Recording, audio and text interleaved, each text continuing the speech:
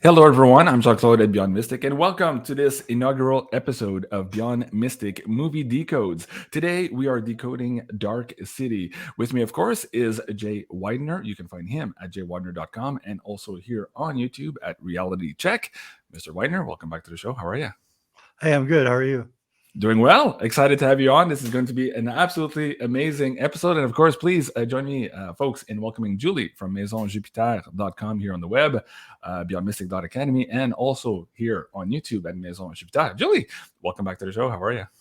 Very good. Hi, Jay, and hi, JC. Very happy to be Hi. here and very excited about this new series that we're starting today. Awesome. So, folks, of course, this is our second series with Mr. Weidner. We did the Nostradamus and the Vortex of Times, hugely popular on both or on all of our three YouTube channels on Maison Jupiter, on Reality Check, and also on Beyond Mystic. And we're now with this new initiative for you guys, and we're absolutely happy to see you guys here in the live show on Rumble. Before we start, if you have any questions for the show or comments that you want us to bring up, please put them in the high caps. It'll be a little bit easier for me to bring up on the screen here as we go through this episode. Now, Jay, when we started this initiative of doing these movie decodes with you, we asked you your top 10 movies to decode. And I was very surprised when you said to me, okay, JC, the first movie we're going to decode in this new series is Dark City. Give us a first reason why that is, and then we'll get into the synopsis. I'll share with the audience members the trailer, the IMDb synopsis, and we'll take it from there. But first, why was this the first movie you chose, Jay? Well, I just have there's every once in a while, someone will make a film that has this huge, gigantic influence, but the movie bombs. It doesn't happen very often, but it happens. And this is one of those films.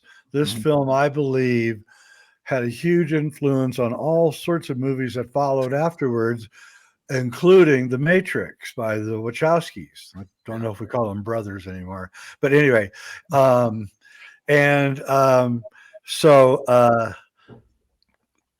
it was also the beginning of what I call Gnostic cinema. When I was at Gaia, Jay Dyer and I had the show Hollywood Decoded, and we were going to do a whole series called Gnostic cinema, and we got canceled, and the rest is history, and we never got to do it.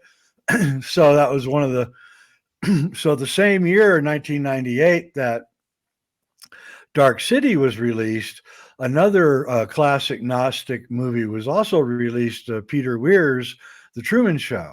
Mm. For us that are interested in this kind of subject, 1998 was like this really heady year for cinema because we had two films that were talking about um, these central Gnostic ideas of a demiurge or a false god that rules over us secretly, or gods. It could be plural.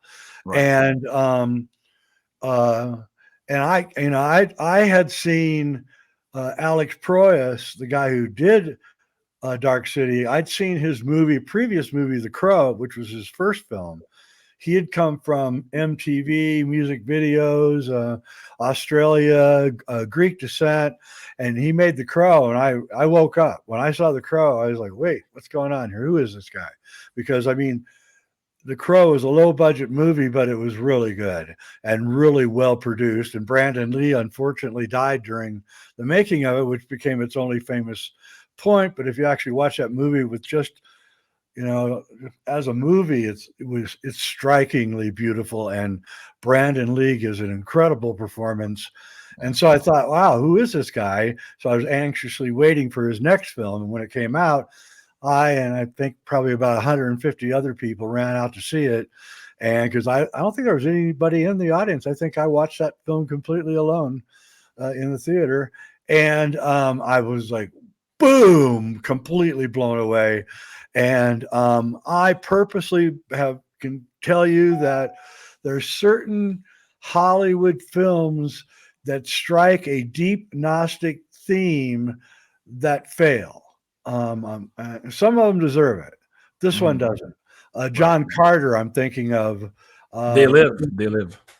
They Live, another Yeah. one, Yeah. and they fail, and I just don't know if it's a failure of the movie or if it's a failure somewhere in the chain somewhere. Somebody says, "Nope, not that one," and they Mhm. kind of pull it, because Dark City deserves not just to be revived, but to be revered as one of the best movies ever made. It's in my top 10 films of all time, and it's a crying shame that it hasn't been seen by more people. And I hope to rectify that by doing this. That's one of my Okay. goals, is to Very good.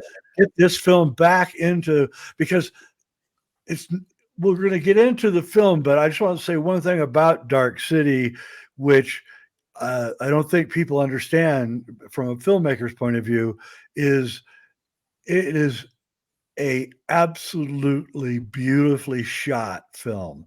The cinematography and the set designs and the costumes, and it's just like, this is as close as you can get to a late 90s graphic novel look that you can get in movies ever. And it's shot on film like The Matrix was, not digital, so it could get all the hues and the saturation levels that only film can get. And we should be thankful that we have this film, that if you haven't seen it, to run out and get it. Get the director's cut. It's much better than the one they released. They put narration in, which ruined it all and took all the mystery out of it. But when you watch the director's cut, it still has all the mystery and all of that. So that's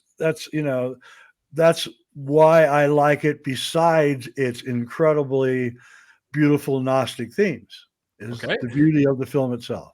Very good. Thank you for that. Folks, you can find the director's cut on Amazon here. This is where I watched it, of course, here in preparation for this show.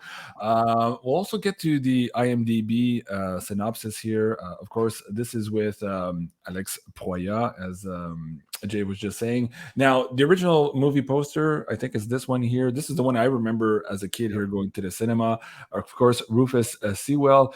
Really a cool actor too. I don't know if you saw the series a couple years ago, The Man in the High Castle. Oh yeah. Really cool stuff also with him. At any rate, Kiefer Sutherland, Jennifer Connelly, and William Hurt. Julie, let's play the original trailer for the audience members and see if we can bring that up on the screen here.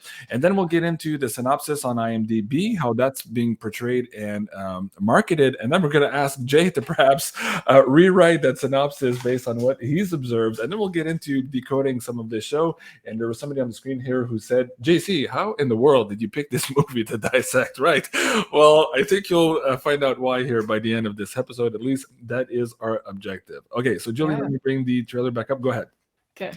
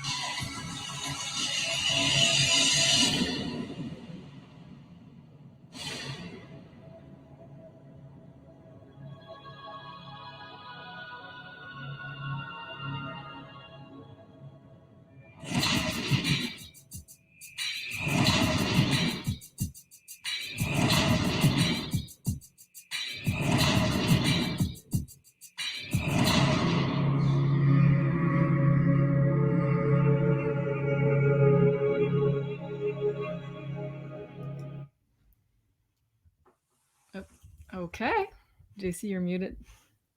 Oh, there you go. Sorry, I muted ourselves just to make sure people can hear that somber, kind of weird, spooky music in the background. So let's get to the IMDb page here, and let me read this first part here. A man struggles with memories of his past, which includes a wife he cannot remember and a nightmarish world no one ever seems to wake up from. So that's the theme there. But Jay, how would you have written this particular synopsis if it were you today? Man through a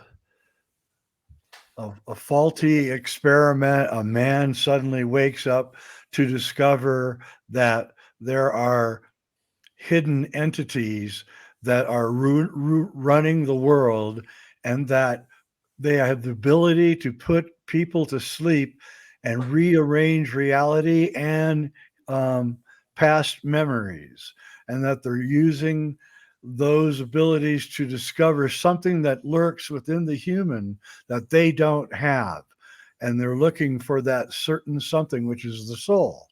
And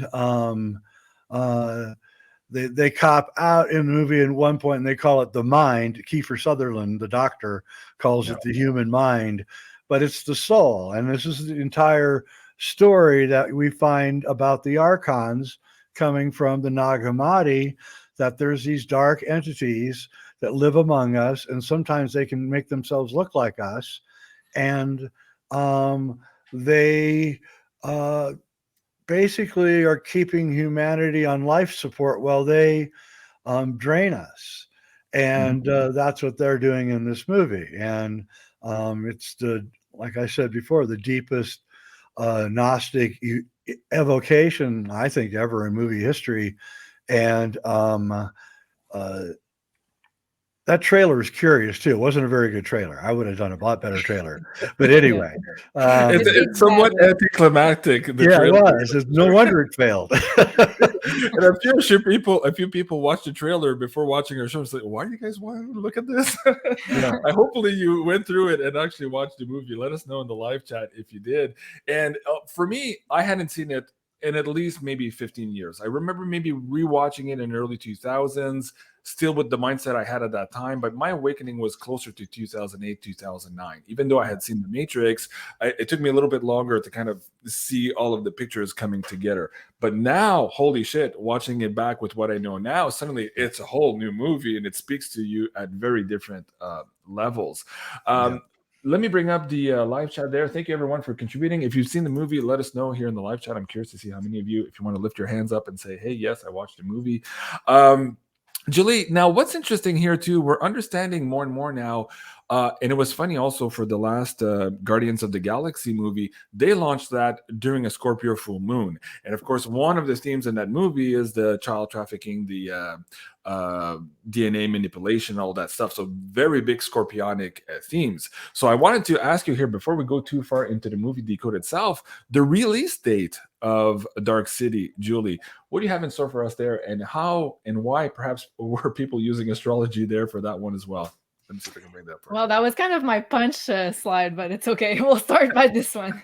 Yeah, because I went on a big decode, because every time I see a movie, I tend to think in terms of astrology, and I saw a big theme about Pisces and Neptune, which is kind of the same thing. Neptune's the ruler of Pisces, so a big Neptunian theme of forgetting, waking up from the dream, awakening, and also just this connection to source that's been kind of messed with, and also the reincarnation cycle being messed with. So that's kind of the big theme I wanted to explore today, and I have 2 other slides to go there. But before we do so, after I looked at the release date they chose, and as you can see, there's a huge stellium of planets and points in the sign of Pisces. That was on February 27th, 1998. Yeah, thank you. So a huge stellium. That's very, very unusual. So for sure they chose this date because it had like a huge Neptunian Piscean influence, which is waking up from the dream, trying to awaken as many people as possible. But also, I think it was to shed a light on the reincarnation cycle, because as you can see there, the sun is very close to the south node, which deals with past lives, past lifetimes, and also things that have been hidden from us that deals with the reincarnation cycle and past lifetimes. So I think this movie was a big had a big role in shedding some light on those subjects. So first line I said reinforcement of the idea of breaking the reincarnation cycle hijack. So I think it had a purpose to try to at least give us some hints on how to break this curse or this cycle, and also awakening the masses from the dream. And before you go too far, in the movie there, the main character there does wake up, as Jay says here, during a procedure where they're transplanting his memories. So for him, again, it's by happenstance. It's not necessarily at this point by human ingenuity or even from higher consciousness, but it appears that once he's had that first little glimpse of light, that consciousness and his abilities start growing faster and faster, which is similar to what's happening now in the Great Awakening here on the planet. Keep going, Julie. That's exciting. Yeah, thank you. And also, if I can make a parallel between this chosen date for the release date and also the date that we have today, right now we have Saturn going through the sign of Pisces, which is the dissolution of our concept of time and of reality. So that's huge. And I think it's no coincidence why Jay, you picked this movie to make a big comeback, because now I think we're ready to really hear the message of the Dark City movie and really understand the depth of it.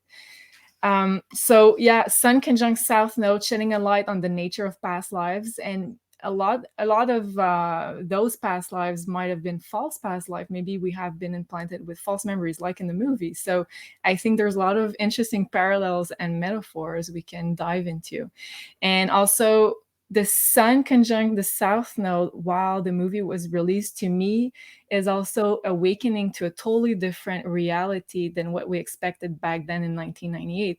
So it's like, oh, there's a lot of elements that maybe even the people that were spiritually awakened back then didn't take into account. So maybe the race that invaded the earth, that was manipulating the concept of time, manipulating the reality, and also making us forget who we truly were and our true power of also being able to create our own reality. So I think it wanted to shed a light on a really different reality from what we thought we knew back then. And also, interestingly enough, Pisces is the last sign of the zodiac. So it's kind of the end of a big cycle. And we know that we are right now shifting from the age of Pisces until the age of Aquarius. So I think it was also making people aware that we are at the end of an era and at the end of a certain type of reality. And our reality is about to shift big time, because both Pisces and the South Node talk about the end of an era, the end of a reality. And next point, which I found very interesting, is that this movie correlates with the beginning of the transit of Neptune into Aquarius. So if you can see here, I don't know, JC, if you can point right on top, right before the sign of Pisces, we have Aquarius. So it's the yellow sign.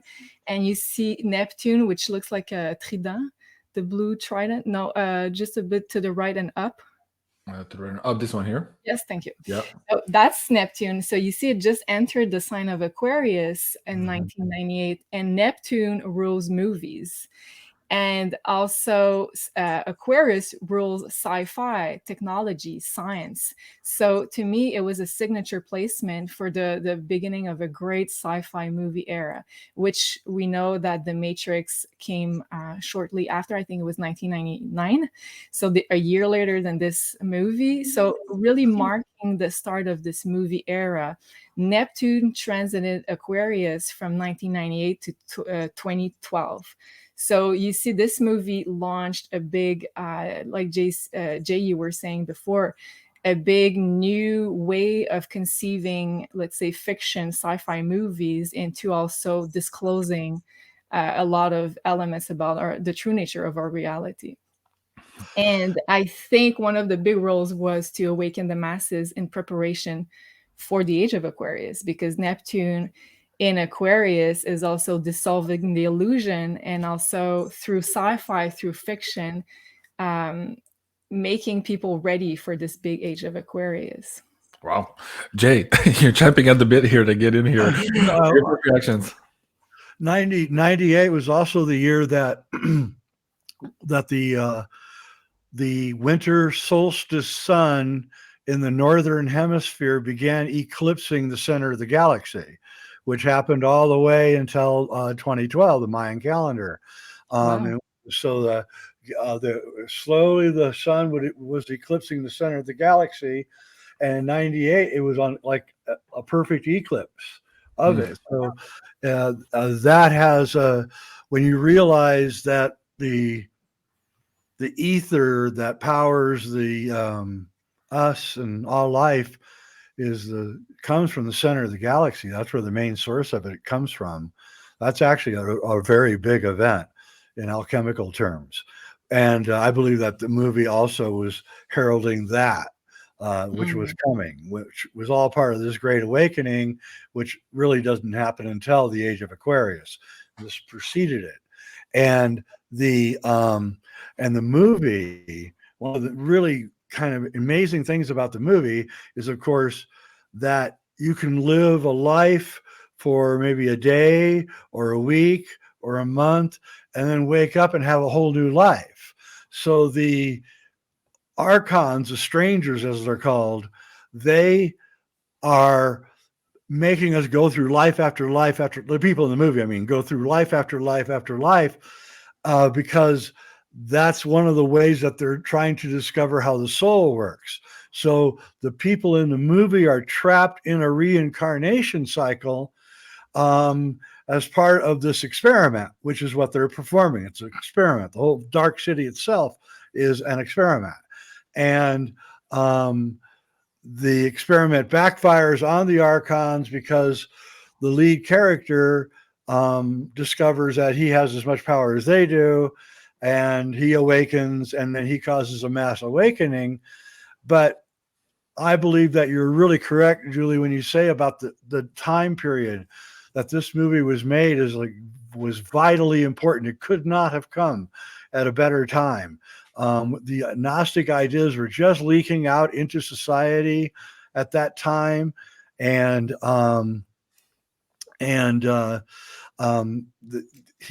what Proyas had done had taken the best of the visuals of graphic novels and music videos and applied it to the making of the film with these ideas, and I believe done with great intention.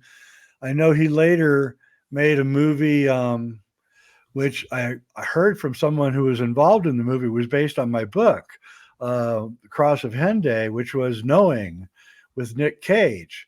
And I know that Nick Cage, if you're watching, give me a contact me. I'm a fan of mine. And Proyas did Knowing, which does seem like it was based on my Cross of Henday work.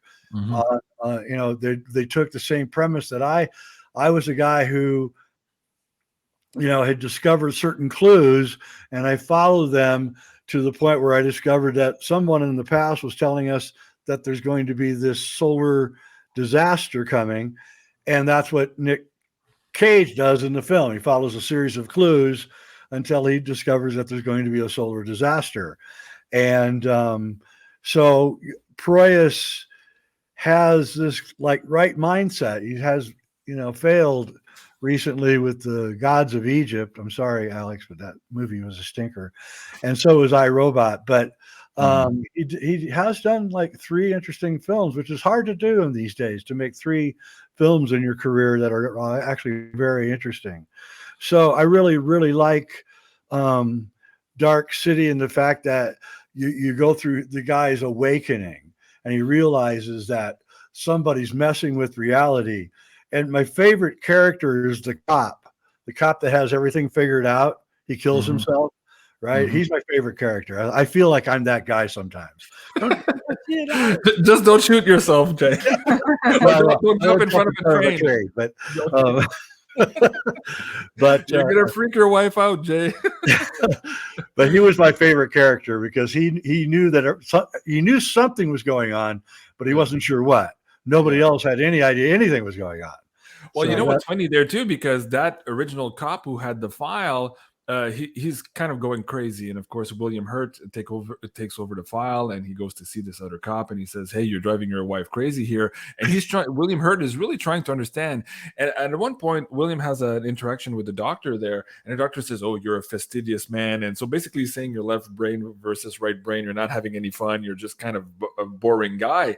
And William, you start seeing the transition of that detective also starting to understand that there's more here than perhaps meets the eye. Really fascinating part. Let me get into, we have maybe 2 more slides for the astrology. I think we'll parse that down into the show here a little bit. But I want to get into some of the themes in the movie here. So you talked about this invasion. Now in the movie at some point, at the beginning of the show, actually, the doctor, played by Kiefer Sutherland, he says that what did you call them? Not the Watchers, but the strangers. The strangers are dying. They come from someplace else, and they're looking for resources. And so basically, they enslave a portion or all of humanity. We're not sure here, based on the movie, what they're referring to. And they're looking, like Jay says here, for the soul or something that will enable them to continue living on. So they're using us as an experiment here to try to thwart their own demise, basically, whatever these entities are. Now, there's a couple of things that are interesting in that. To me, first of all, the doctor is playing a role, and he says, "I'm a traitor to mankind." How do you tie that into what's happening today and perhaps the minions that are on the planet now working on behalf of the Khazarian mafia, perhaps other levels on top of that, not necessarily also knowing that there's a higher force behind all of this? Tie the traitor aspect of today's world in what this movie is trying to convey with us here with the role of Kiefer Sutherland. Jay. Yeah, it's actually one of the more brilliant aspects of the whole film, and I don't know how Proyas was able to telegraph it 21 years ahead of time, but basically the traitor in the movie is a medical doctor. And German. Yeah. Hang on one second. Okay. Get an echo. Is a medical doctor, and he's doing experiments on human beings for the archons, for the strangers, and I think that that's very prescient to what's going on today and what's been happening in the last 3 or 4 years. I think that we're being I think the medical establishment is the frontline troops for the alien presence here on Earth. And let me just play part of this clip here. Hopefully I can get the visuals on for you guys here. This one here. So this guy and this lead bad guy here. Okay. So in the movie, he explains that they're not as they appear, that they in fact use our dead, the corpses of our dead, to mingle around in this particular reality. Now, when 1 or 2 of these are killed, we see there's this little, we can get into that, something comes out of their head. So basically that's controlling these dead bodies. Do you see that today too, where the parallel of what we call non-player characters on one hand, and perhaps these elite who are ruling the world here, who are perhaps not embodying their body, that perhaps they've been invaded by something else here? How do you tie those 2 aspects into today's reality, Jay? Well, in Dark Alchemy, what they do is, like, I'm presuming Prince Philip probably did this. It's detailed in a book called The Red Lion, very good book. Yeah. And basically they have the ability to transform their body, their spirit, soul from the old man body to a young person's body. And then that's how they stay alive. And so they are kind of like corpses, in that they've not gone through the right soul process that all of us have to go through, because death is an integral part of life. And so this is what the Red Lion is about. Once you begin forestalling the life review that you must go through, and all the things that you have to go through when you die to go back into the plasma sphere. And if you deny that, your soul will begin rotting and dying. And that's what's going on in the movie. I don't know how Proyas knew all this. If he, I don't know. I've always been kind of freaked out by how Proyas was so prescient in this film. Yeah, absolutely. We did a decode on one of the royals hacking the reincarnation wheel 2 years ago. And it was funny, you mentioned this book to me as we were doing that decode and realized, okay, there is a technology at play there. And sometimes it goes awry, or perhaps right now the technology is not as useful it was as we're moving into these new energies of space here, moving into the age of Aquarius too. So those old technologies might be out of frequency with them too. And that could be foretelling what these invaders are also feeling in whatever reality they're living in, to come over here and try to escape that just demise. quickly, I agree with that. And that's what happens to Sewell in the movie. It's just the right time for him to wake up. He had to wait for that right moment, and that's when the movie starts. That's the very first thing in the movie is him waking up. That's it, and so it's brilliant because you wake up and you're waking up with him, which is why it's such a powerful movie. And I have something. Oh, sorry, Jason. Jason. Go ahead. I have something that I was wondering what you guys think about it. Because those strangers, archons, are using the word tuning in order to change the nature of reality, of the physical reality of the city. But are they really able to create? Do you think, because the word tuning by definition is using something that's already created, changing the form, right? So, and the whole time they're looking for the soul, because I believe the soul has the potential to create from scratch and be truly like an original creation. And they use those dead bodies because they probably are not able to create something from scratch. So I'd like to know your take on it, Jay. Do you think they're trying to use this force of creation by looking for the soul? Well, if you notice, they really can't create nature. They can only create cities or architecture, and even that looks fake. Like they can't do a very good job even at it. And the humans, of course, have been stupefied. They don't understand that everything around them is fake and rechanged and everything. So I think what they're saying is that the archons have the ability to make ugly architecture, but they can't recreate Mother Nature at all. And that's why there's no nature in the entire film. There's not one plant, not one animal, not one tree, nothing until the very end when they finally enlightenment comes and they go to the beach. And and what the Shell Beach metaphor is all about is that they cover up the beach reality, the beautiful sunny beach reality, with a wall, and so we're walled in. And that's another incredible metaphor for the situation that we're in today, is that we're getting walled in. We'll get into the beach here and some of the astro also with Neptune in a second, Jay. Let's not go too fast. So this whole sleep thing here too. So yes, the scene where the main character wakes up here is fascinating. And then there's also at a few instances during the movie where the invaders, when they want to change reality, or when they want to walk around us, they put us to sleep so that they can do their work unobstructed, and they kind of go to humans and say sleep. And so that's also in Guardians of the Galaxy, one of the ETs can actually do that. That's interesting. But I also wanted to have your take on this whole sleeping thing.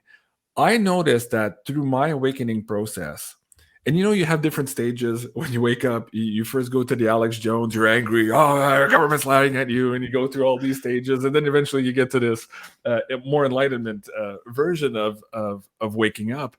But the sleeping part, I realized that as I was waking up and I was trying to wake up people around me, hey, did you see this? And did you see that? I was so excited to share what I thought was this new reality. And often the reaction I got from the people sitting across from me was like, oh man, I need to go to sleep.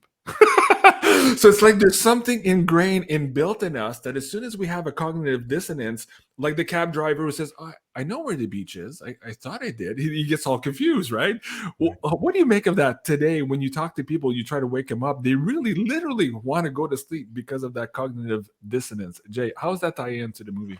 Well, it's exhausting. Cognitive dissonance is exhausting. It's just, it is. I do a ritual where, like, once a month I buy a book that I know I'm going to totally disagree with, and I read it. And and it's exhausting, but it's really interesting because I watch my own mental process of going through cognitive dissonance, and I learn a lot about myself through it. So that's why I do it. And but you have to still do it. And if you notice, the lead character doesn't sleep, right? Because he's fully awake. Yeah. And so sleep does have a lot to do with it. We probably sleep way too much, but I think that's what's going on in the world today, is that the cognitive dissonance of the world and the treachery of what we're seeing is making the normies exhausted. And they're sleeping, and they're taking drugs, and they're drinking, and they're watching stupid TV, and like the people in the movie. It's much easier to just fall asleep than to deal with the archons running down the street. Exactly. People. Yeah. Although I want to tell you, I do think the archons are losing. I really do. Yeah. I agree. We'll get into the astrology, perhaps, of why that is. Banara 520, thank you so much for that tip. She says, I love the show. Thank you so much. I appreciate that. I love all your comments. Also, somebody was talking about the pineal gland in the chat section also. Now, when the main character wakes up, and at first he doesn't realize he can tune, quote unquote, here, as the archons are saying, but he does, through bouts of anger, realizes that things start to happen around him. So he's not controlling it yet, but he realizes that when he's pushing all of this anger out, or this fear, that suddenly something changes in an environment. How is that the first step also in alchemy, Jay, when humans are reaching into their higher potentiality? Does it start there? And how do maybe people watching the show too start tweaking that from the anger and the fear and moving that into the higher frequencies of joy and creation and bliss? What would you say? Yeah, I think that the awakening is always a really scary thing. And you don't know, because you don't know until you know. That's the problem. So you're going down a dark forest and you're hearing animals on all sides, and you're not sure where you are, and but you keep going forward. And then once you have one of your brilliant awakenings, and then you're encouraged to keep going. And that's kind of what the character in the film does. He goes through all these trials and his anger about a situation, until finally he has the awakening where he realizes that he is more powerful than the archons, and he can just sweep them away and recreate the world, which is what exactly we have the ability to do. And which is why I think, personally, I think this film got suppressed. I do, in retrospect, with knowing what I know now. I didn't have in the old days, but now I don't know. I'm getting so suspicious about everything that I think this film got suppressed when it got released. I don't think that trailer was terrible. Whoever made it, Proyas wouldn't be in control of making the trailer. That would be New Line. And just other evidence of great films that have been squashed like this. So. But do you think they did it on purpose, or maybe people were not ready to absorb this message yet? Because it was definitely like the start. Maybe both. Yeah, a little bit of both, probably. I know that I went around telling everybody to see the film, and all my friends went to go see it, and I kind of got this look when I asked them how they liked it, like, why did you make me go see that? Right. So I know that not everybody, it wasn't everybody's cup of tea at the time. and it was way ahead of its time, like you pointed out. It became the harbinger of all these other great movies. It also, I think, it gave permission to other filmmakers like the Wachowskis to step out and really talk about, you know, what's really going on here. The Matrix, the overlords, whatever you want to call it. Yeah. Julie, let's get into the Neptune theme. Let me see if I can bring up this slide here. We're going to get into this Shell Beach and how it's so powerful yet so elusive to the characters in the show. Let's break this down for the audience. Yeah, so with my astrology mind, I came with I saw a lot of manifestation of the Neptunian theme, which is Neptune is a ruler of Pisces. So Neptune Pisces, you can really interchange the words. It's kind of the same meaning. So first of all, let's start with all the manifestations, and I'm probably missing some, but there's a lot of manifestation to really focus on this theme of Neptune and Pisces. So first of all the water in the movie. So you see there on a scene, they're together on the top right photo, both characters. That was at the end of the movie. So the water theme is omnipresent. And then the Shell Beach, which is like the utopian type of destination that everybody's trying to go to. And to me, it's a metaphor to source, because you're all trying to connect to source. You're trying to connect to your divine nature. And shell is also a Neptunian theme because it also comes from the ocean. So, and at the beginning also, I think they were visiting at some point like a house, and there were many aquariums all over the place. And he saves a fish, and he awakens in a bath. So the theme of waking up and water being the spiritual element, and also representing. I want to interrupt you, but I just want to make sure we get this in. Don't forget, the doctor is protected while he's in the swimming pool from the archons. Yeah, they're afraid of humidity and water. I don't want to interrupt. Yeah. No, that's perfect. Keep interrupting me. I love it. Hey, whoa, wasn't that also in the Mel Gibson movie?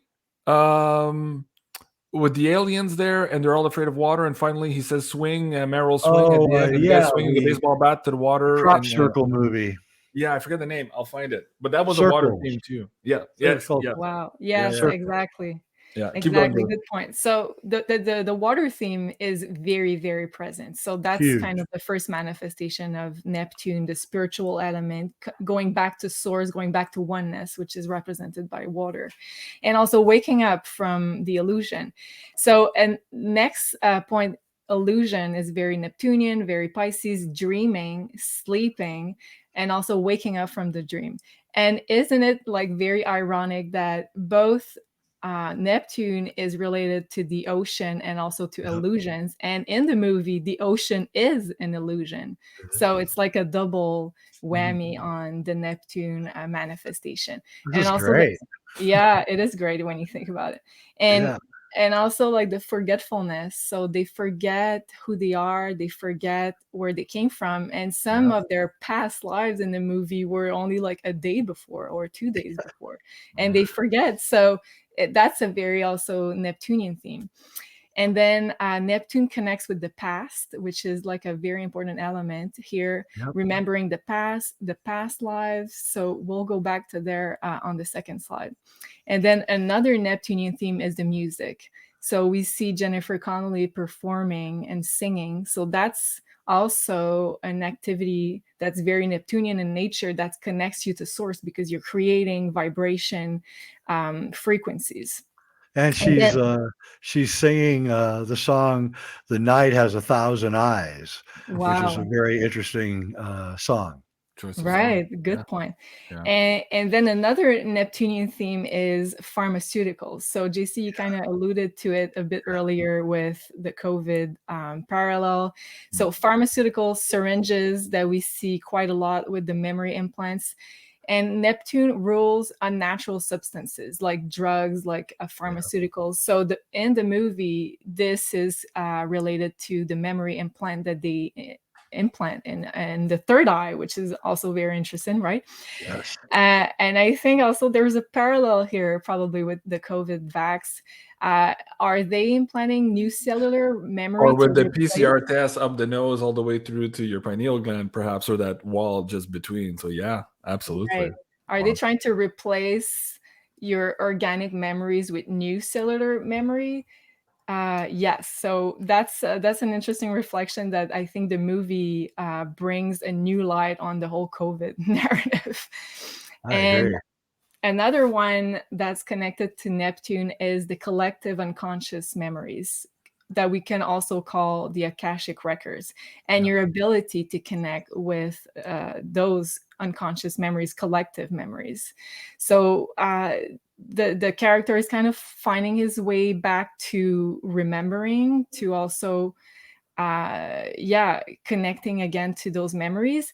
But also, interestingly enough, Neptune rules oneness, so kind of a hive consciousness. And we see that in the movie The Strangers are a hive consciousness type of being. So they all connect together, they all have the same memories, they're not individuated. So it's very much connecting to this Neptune theme, because we're seeing the parallel be between the hive consciousness and the individual consciousness having their own memories, their own soul essence. So I think that's like a big highlight here of the movie. And also Neptune is connected to, in some way, to extraterrestrials, but also other dimensionals. So that, I thought that point was very interesting. And also Neptune is also related to isolated places in prison. And at the end of the movie, we see that the platform or spaceship or whatever you want to call it that they're on is kind of a prison. And I think there is a metaphor probably between that and the earth, because we're kind of stuck there for our incarnation or mini incarnation, because who knows, maybe we're stuck there because they mess with the reincarnation process, right? Which brings me to the next point, which is also a Neptunian theme, the reincarnation wheel. And we see all those spirals in the movie, which I think kind of relates to that theme of going over and over different experiences of reality, but running in circles in some kind of way, which is also very Neptunian in reality. I'm trying to look. I found the one of the screen grabs for you there. Yeah, and also these spirals also come up in the series on TV Westworld with the main, right? I thought about it. Yeah. Gnostic. That's also a Gnostic series. Westworld. I love Westworld. Oh yeah, me too. Okay, it didn't take a long time to decode the whole series, but there's a lot there. Okay, I just had like a last point, JC. Yeah, please bring it back and up. Then so another point that is interesting that connects with Neptune is love, but the more, like, say, higher love type of love, which is love that transcends lifetimes and memory loss. So unconditional love that we see like on the top right picture at the end of the movie. So they can't really remember everything that went on through their different identities, but the feeling is there still. And Neptune relates to that feeling of the true soulmate love, which transcends lifetimes and obstacles in reality. Yeah, fabulous. Jay, anything else that jumps to mind on this chart you want to share? No, that's a brilliant analysis. Just brilliant. Can I bring together the idea of the prison here? Because, of course, at the end of the movie, his powers become bigger and bigger. And then he realized that he can get to the water. He could create the water. But at the end of the movie, he's still on the platform where the city is behind him. He's brought up the sun. We'll get into the light versus the dark aspect of the movie in a moment. But now he has the beach in front of him. And then when I watched that, my first reaction is like, yay, I'm so happy for the human. He's winning. And then when you really look at it, you're like, is he really winning? Or was he just able now with a higher consciousness to maybe grow the walls of his prison, but he's still stuck on that platform. But now he's awake with a bunch of people who are asleep. Jay, what do you think about that? Yeah, I mean, I liked how he left that open-ended, so you don't know. The optimistic side says that he's going to be able to recreate the planet and everything and bring life back and all that. But yeah, he might still be trapped on that prison planet, whatever it is that thing is. And but again, that would be a very Gnostic theme, in that the awakened ones wake up from their sleep, like in Plato. All they see is the shadows on the wall until one of them wakes up and goes out and Decade. sees the world. Well, that's the theme of this movie too. And so yeah, that platform, I love that. And so in the myths and things, the human that finally breaks free of the shadow forms, he or she is able to recreate reality, because you're the first one through, and so reality becomes a reflection of the awakened. And there's a scene here where they're doing one of their nightly tunings at midnight. I also wanted to ask you about midnight and why it's not 3:00 in the morning, because here we talk about the witching hour, we talk about the devil's hour, but in this particular movie, they're at midnight when they do their particular tuning. And in one of the scene, he says, "Hey, were you able to recreate this particular part of town?" And one of the guys says, "No, actually, we had some interference." And so he's suggesting here now that the humans are able to interfere with their tuning process, which is what you were just saying now, Jay. So what I got from that, and I don't know, again, he kind of leaves it open to the end, where now we're in a battle of interferences, where the more humans wake up, the more they can interfere with the tuning, and then eventually perhaps completely off the tuning altogether. Bingo. Okay, that's exactly right. Yeah, that's that's exactly what's going on, and that's what's going on in reality too. As we learn that everything is just frequency, then we learn how to work with the frequencies, and when that happens, and we become as powerful as the I don't know what you want to call them, the dark alchemists that run the world, and so that's the theme of the movie. By the way, just to point this out, in doing research for this movie, I saw that Alex Proyas is developing a series called Dark City for television. wow. So a lot of these questions will probably get answered in that. I hope he doesn't go too far. I mean, I don't want to ruin the movie though. Right. So always that danger of ruining your movie. Yeah. But yeah, that's why this movie is one of the most important movies ever made, because it deals with the themes that we just looked at. I mean, that's some seriously deep stuff there. And you can tell also there's another scene where the Archons realize that the main character can tune, and he's like, huh, they can tune. Like they're freaked out by that, right? And the doctor is saying, I don't know how that happened. He woke up during one of the procedures, but maybe this is an evolutionary process. And he says to the strangers, isn't that what you're looking for here, the soul or the evolution, and how to maybe use that for your own advantage? Maybe we have a keen example here. So that they go out to this manhunt now to find him, to do more experiments on him. Speak about that too, on how that perhaps is happening, and why we have, maybe in the last 20 years or so, more and more people reporting this idea of targeted individuals. Now, whether or not they were ET contactees, or whether or not they're starting to exhibit some of this tuning aspect, whatever you want to call it, in our reality, seems to be on somebody's radar. What would you say to that, Jay? I think that I've seen enough evidence to convince me that there is an unseen force moving pieces around on the chessboard of humanity, and that there's too many coincidences. And in the last 3 years, everything has pretty much been confirmed that that's what's going on here.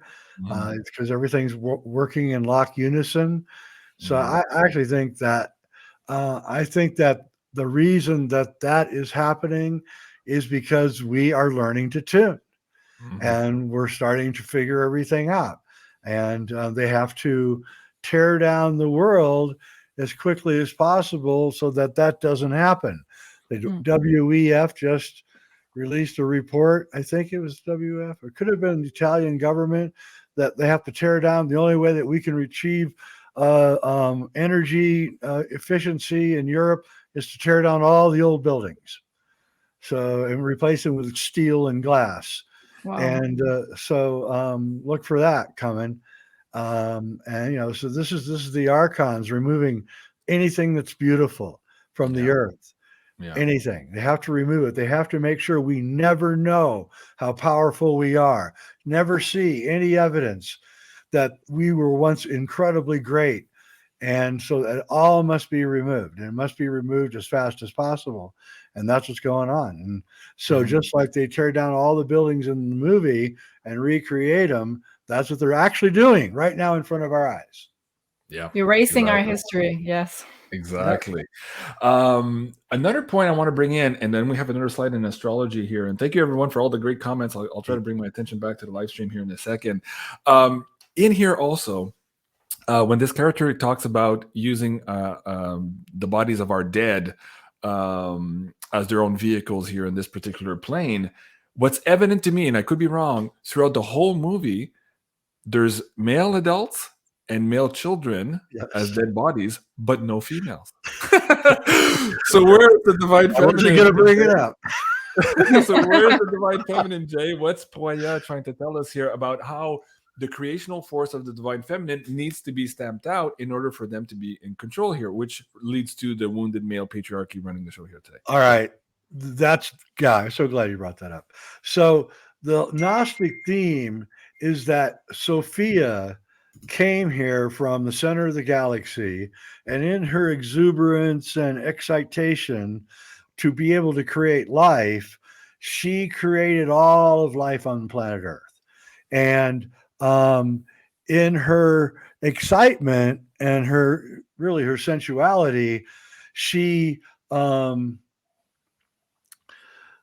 according to the forces that are stronger than Sophia, she didn't put any brakes on her creation. So her creation was out of control.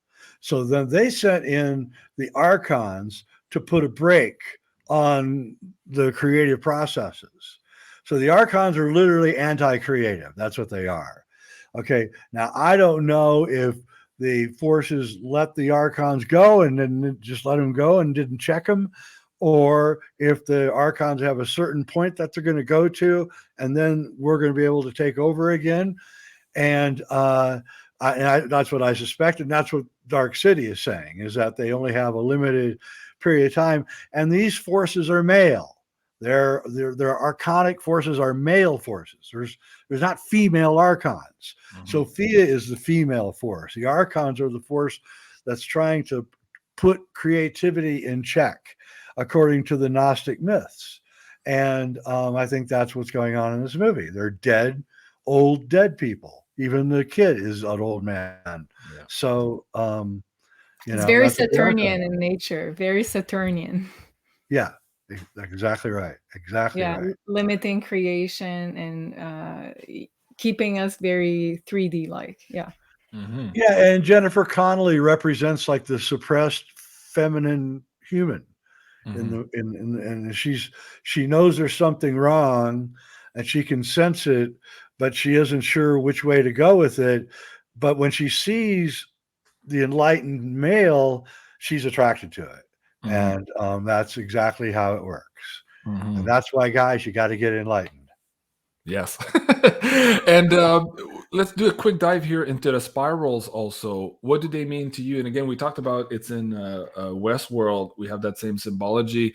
Some are referring to the fact that has to do with the reincarnation process, but also the maze of getting out of this particular trap that we find ourselves in. So there's that two dualistic view there. What would you add to that, Jay? Yeah, I would say both. It represents the maze of him trying to get out of the center of the spiral to the outside of it, and which is his entire journey in the movie, and also the reincarnation spiral, because that is what's going on. You can have a life in one day and wake up and be a cop and then a doctor, and so those are both evocations of that, and I really like how it was all used in the movie. So yeah, I think that's what that's all about. And last question there, and then we'll go do some more astrology. Here at the end of the show,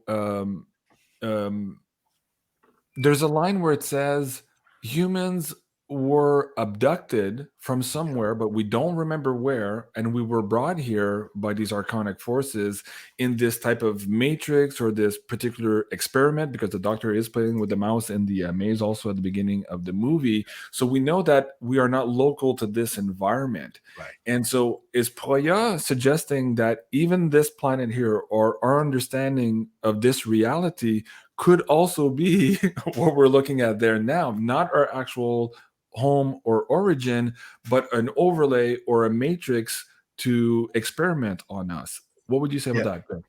Yeah, no, definitely he thinks that.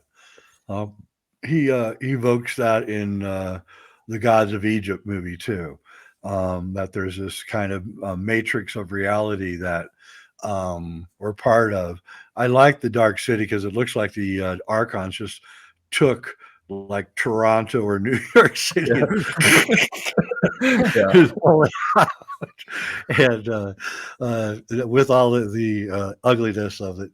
And but you know, he does have this idea that we are caught in, and it's evoked in almost all of his films, that we're caught in this weird reality, and the other reality keeps leaking in through. It's in Knowing, it's in iRobot. It's a constant theme of his in all of his movies. Well, the police officer that commits suicide, he says, "Oh, I found a way out."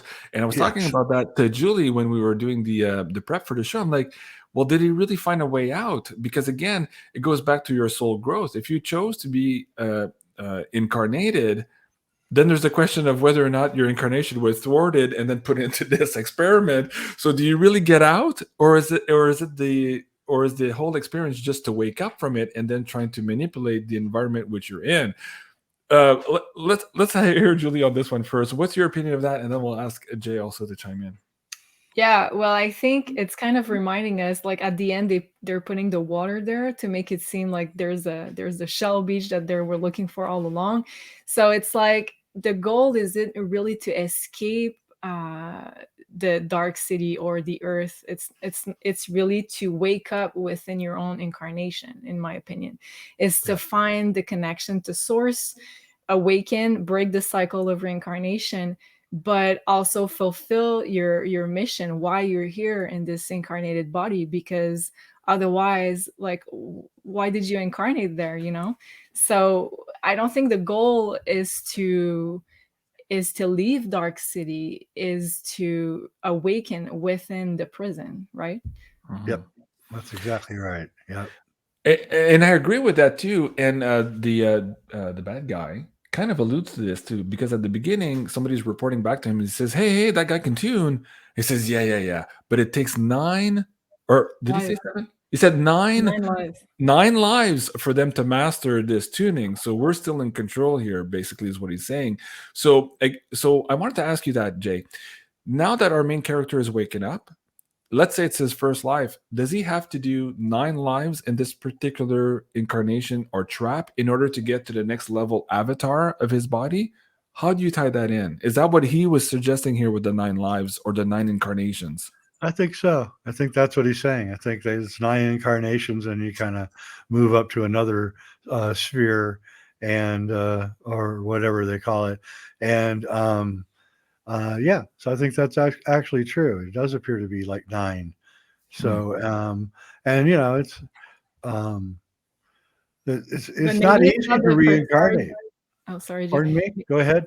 Sorry, I was gonna say maybe it's not the first time he awakens. Maybe he had awakened in past lifetimes. So maybe he's at his like 5th time of trying to master this tuning.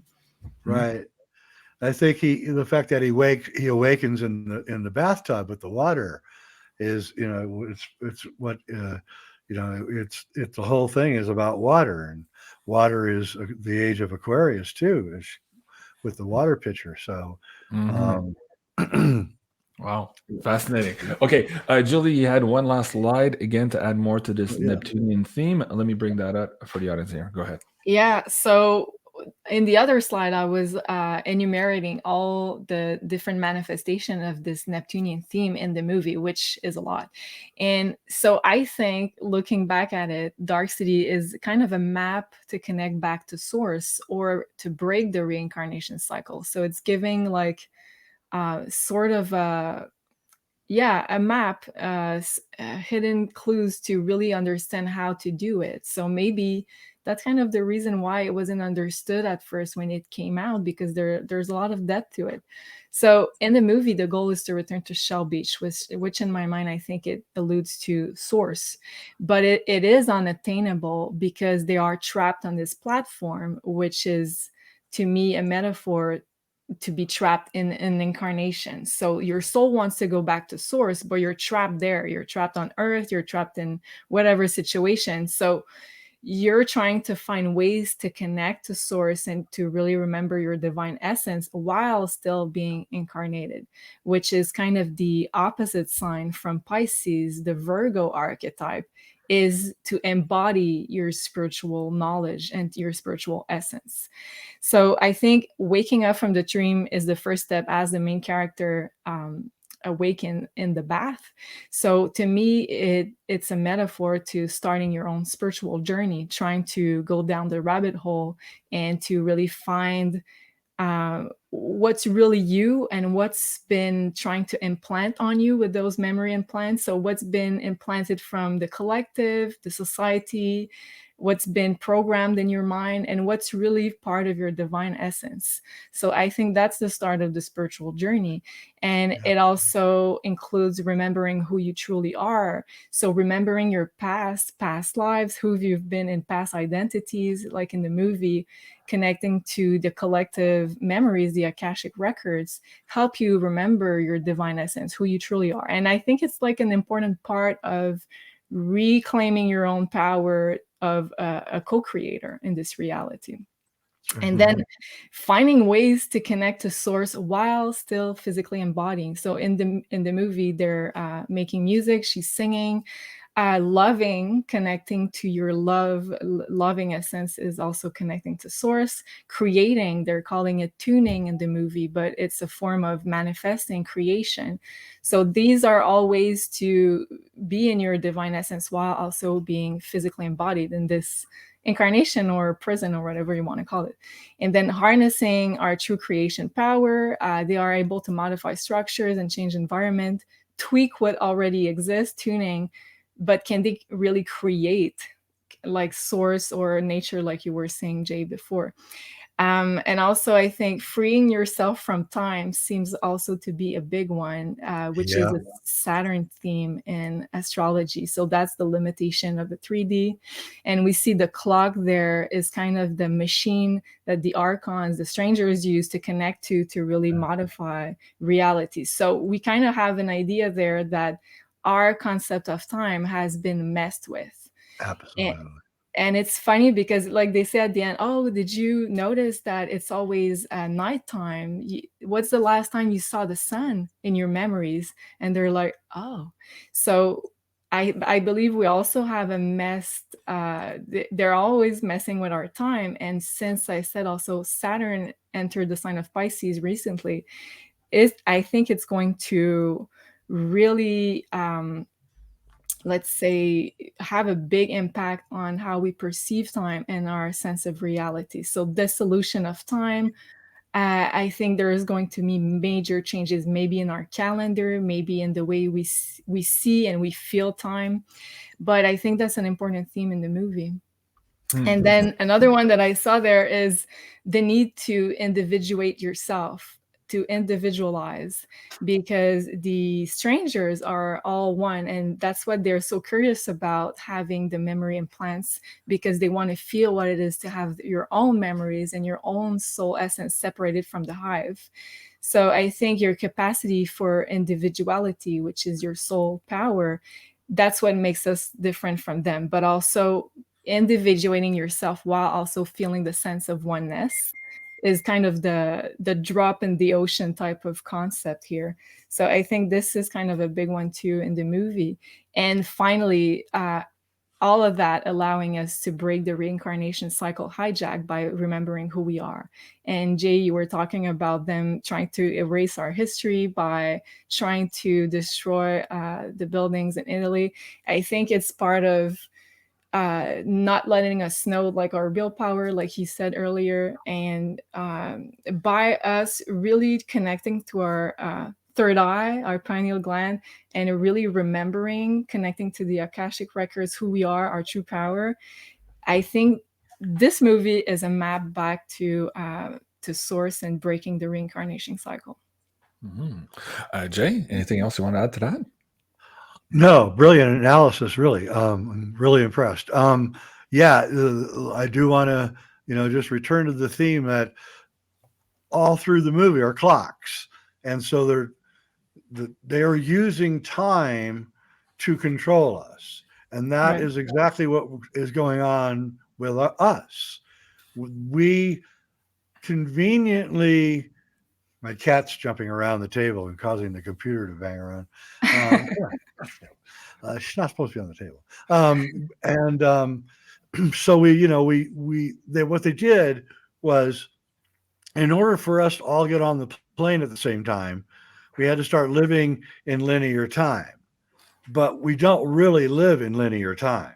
We live in cyclic time. I remember when I was young, I was waiting with my family in Nebraska, in Omaha, to get on a train, and the train arrived, and everybody jumped on the train and got on, even though the train was still not going to leave for like 15, 20 minutes. And I remember I was like 9 years old. I remember looking through the window, and all the Native Americans, had a lot of Native Americans where I lived, all the Native Americans were still sitting there. And that, were getting up and running into the train. And then very slowly, one would walk in, another would walk in. And then by the time the train was left, they were all, and I thought, well, how different are those people than we are, right? I mean, we're like mad people running up into the train. And so we're caught in linear time, which is a Saturn thing. I mean, it's a Saturnian device to catch us in time. And so what we've done is we've given up, the convenience of linear time has destroyed our ability, for the most part, to live in cyclic time. And so we don't worship the seasons like we should. We should, sleep longer in the winter and sleep less in the summer, but we don't now because we're now linear time creatures. We just, we're just slaves to time. And that's what that movie is about, how the archons create time and they use time, and then they can take time away too. Right. And it's funny because the spiral is also this concept of cyclic time, moving out of linear time and understanding the cycles of nature and how nature is cyclic in nature, right? Yeah, and this is why our last series was called The Vortex of Time with Nostradamus. Right. Exactly.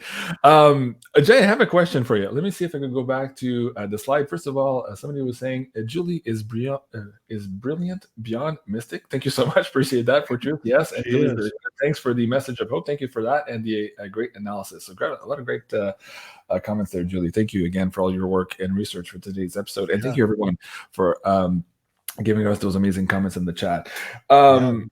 Julie, in this last slide, let me go back here, and Jay, I want to have your take on this here too. We talk about getting back to source here in this particular incarnation, and we have the word loving in there, or love. Yeah. And what's interesting, when the main character wakes up, he's accused of all of these murders, right? And he goes to this prostitute, and then when he's recounting that to his supposed wife here that he doesn't remember, he says, "Oh, I wanted to go test myself.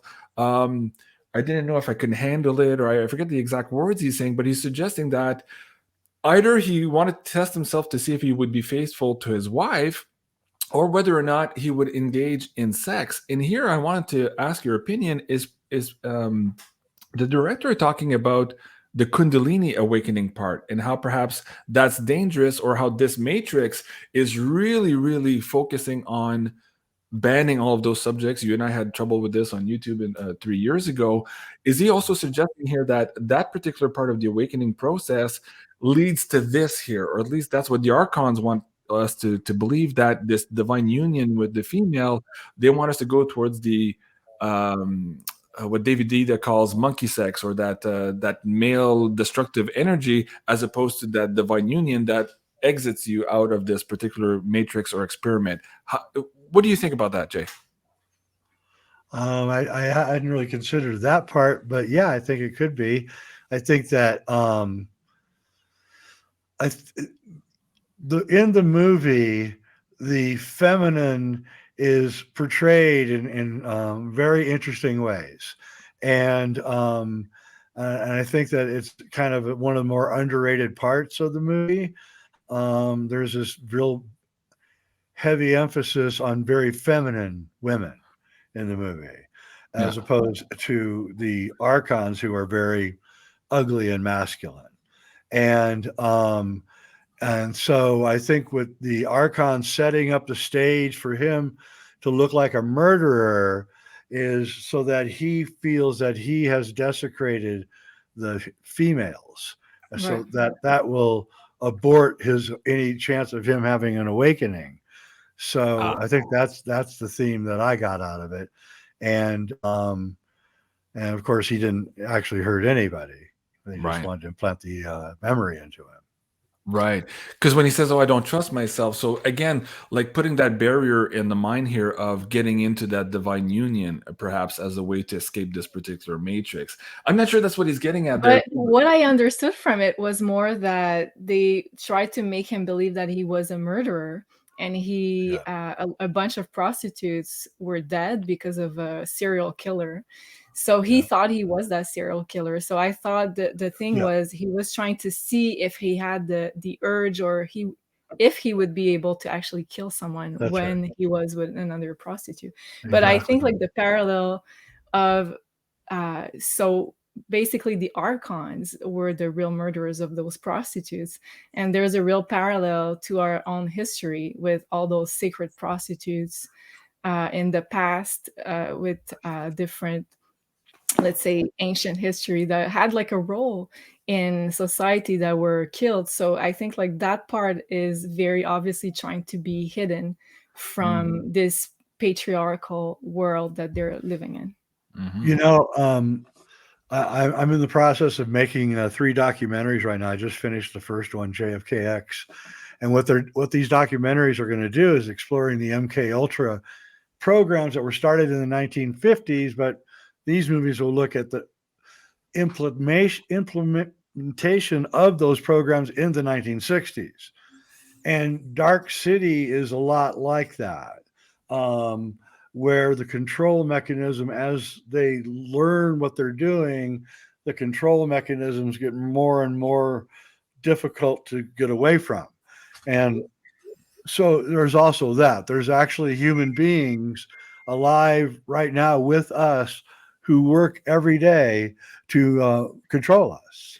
Yeah. And they work for various agencies and groups, and that's all they're interested in doing is controlling us. And they're using movies, music, television, mass culture, internet to do just that. And the most important thing that we can do is recognize that actually is happening. We actually do live in Dark City, and to break free of that control. Mm-hmm. And one of the things the main character does also is flip the whole plane, and then suddenly they have light also. So he has, again, there's a message there of the more light you bring into your life, the more you can evacuate the darkness. So that theme is very prevalent there. Jay, we're almost at we're at an hour, 20 minutes here. I want to ask both of you, maybe Julie can do some oracle cards, perhaps why we should watch the movie, or what universe wants us to know at this particular time to rewatch this movie, what we need to learn from it. I'm going to ask both of you that question as we end the show. But before I do that, Jay, is there anything else we're missing here? I mean, we could do probably another whole hour on the show, but is there anything else that you wanted to bring up for the audience members here today that perhaps we haven't talked about yet? No, I don't. Because I don't want to do any more spoilers. I want you to watch the movie and really hope you'll get the incredible things that Julie pointed out so eloquently, and because it really is a super powerful movie, and nobody knows about it. So it's a really good Right. chance to support a film that nobody supported in the past. Right, very good. And judging from the emails I got this week too, everyone's like, why are you watching this movie, JC? I'm like, well, I asked Jay the same question. And then when I rewatched it, I'm like, oh my God, if there was a movie to start this series with, I think this was it. So bravo, Jay, That was for great. suggesting this movie. I really Yeah. appreciate that. Okay, so Julie, I'm going to ask you to pull some cards, maybe from your Oracle deck as to why we should I watch have it. it. Okay, go ahead. So I asked the cards, why is that movie coming back in our sphere of awareness right now? And I got the card transcending duality. We are transcending duality and merging into oneness. So isn't it that interesting? And with all this Pisces theme, which is also this oneness type of thing, this transcending duality is a big one. So I think yeah. I'm kind of speechless right now because it's so relevant. Of all the cards you could have pulled out of that deck, that's amazing, Julie. I love that. Julie, also bring to the attention, the audience, the attention here of the birth charts you have on your website. What is this product?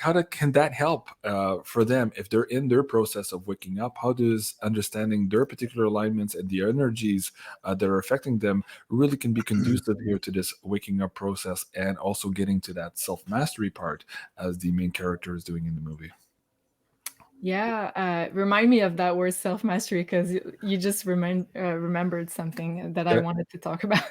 But yeah, I think astrology is a huge tool of awakening, especially in this age of Aquarius. Astrology is ruled by Aquarius. So I think learning about your own birth chart is definitely a really great step into understanding more of the energies and how they affect you in your own personal life, and also finding those portals of energy that are more conducive for certain things as opposed to others. So we have on maisonjupiter.com the personalized birth chart, which is a digital art print in the color of your choice. And that features your personalized birth chart. So you'll have the same birth chart for all your incarnation here on Earth. So it's really a really powerful tool to work with. And it comes with a 15 to 20 pages report explaining your most important placements and alignments. Okay, very good. And if you use coupon code Biobistic, you'll get an extra 10% off there, guys. I brought the link in the live stream chat for you guys as well. Okay, Jay, why should we watch this movie, or why perhaps is the universe putting this back in our field of consciousness today? What would you share with the audience? Well, I think it's time. I think we're ready for it now. I think we can finally see this movie to understand that there was once a filmmaker who decided to let it all out, and in many different levels, as Julie pointed out. That's why I love this movie so much. There's just so much that you can dive into in this film. Then it's in my top 10, like I said, best films of all time. And I can't say enough good things about it. And I hope that when the film came out, I thought Alex Proyas was the next great Greek filmmaker. Like Elia Kazan, one of my favorite filmmakers, was also a Greek and made great films. And he kind of stuttered there in the middle there. But we hope that he comes back, makes another great film, because he's a great filmmaker. Any guy that can make a film with that many themes in it knows what he's doing. Mm-hmm, mm-hmm. And Nick Cage, if you're watching, just call Jay there. Okay. I can't wait to see that. And Jay also, I won't guffaw or act like an idiot around you, I promise. Okay, very good. And Jay, you just mentioned here you're producing 3 docuseries this year. The first one, is it out already? You just talked about JFK X. Where do people find that, and where is it coming up? I will be putting up the trailer here in the next couple of days. I'm looking for a distributor. I already have one, but I'm kind of right now looking around and making sure I get a deal, because it's the 60th anniversary of the Kennedy assassination. Mm-hmm. And the subtitle of the film, the title is JFKX. The subtitle is Solving the Crime of the Century. So we're going to put to bed all of the conspiracy theories around the Kennedy assassination once and for all. And we're going to show you how organized crime took over the United States and Canada in the late 1960s and became part of our whole culture after that. Wow. Wow, can't Fascinating. wait. Can't wait to see that. And do you want to give sneak peeks of the other two, or is that something you can speak of right now, or no? Yeah, the other one is going to be how a very, very popular pop culture film actually tells the entire story of the MK Ultra programs. Okay. Nobody knows it. Nobody's seen it. And then the third one is going to be how one of the most popular music groups of all time was actually an MK Ultra operation. Wow. Okay. Wow. Cryptic but enticing nonetheless. Thank you so much, Jay. Thank you so much, everyone, for joining us here today on the live show. You guys are absolutely amazing. Thank you for all the great comments. Of course, you can support Julie here at maisonjupiter.com, and you can find Jay's work here at Reality Check on YouTube. You can also find his books also here on jweidner.com. And later this afternoon, guys, at 4 o'clock Eastern, I'm producing the live War Correspondence Show. We're going to get into some of the stuff that Jay's talking about now in terms of this police state here in North America, and perhaps also the indictments of Mr. Trump, which is also making the news today, as well as the war rumblings here of World War III, that seems to be the rhetoric right now at the Pentagon over the last couple of days. So you don't want to miss that. That's going to be at 4 p.m. Eastern here on Rumble. In the meantime, guys, please remember to like, share, and subscribe. Jay, stay on the show. We'll try to find the date for the next movie Decode. I'm Jean Claude Beyond Mystic. I love you guys. This was the movie Decode for Dark City with Mr. Jay Weidner and Julie. Thank you so much, everyone, and we'll see you soon. Au revoir. Au revoir.